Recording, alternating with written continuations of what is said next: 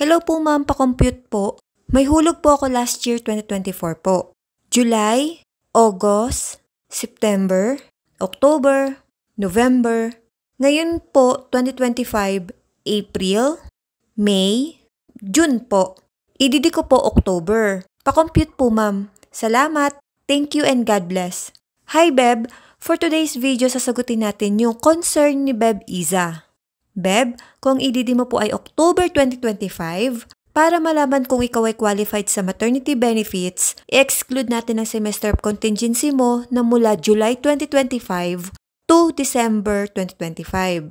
Now, ang magiging qualifying months mo po ay July 2024 to June 2025. Dito po magsiselect ng at least 3 to 6 highest monthly salary credits para makompute ang maternity benefits.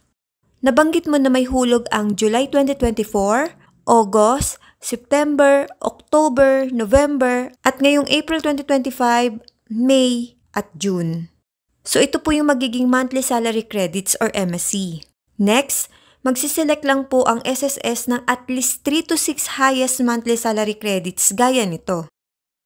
Then, i-add po natin yung monthly salary credits within 12-month period bago yung semester ng iyong panganganak for the total of 101,500. Beb, hindi pa po ito yung makiklaim mo. Next, para naman makuha yung average daily salary credit or ADSC, i-divide po natin ito sa 180 days. So, ito ang ADSC mo. Next, ay assume na normal or cesarean delivery ka. I-multiply natin yung ADSC mo sa 105 days. Then, ang magiging estimated maternity benefit mo po is 59,208.33.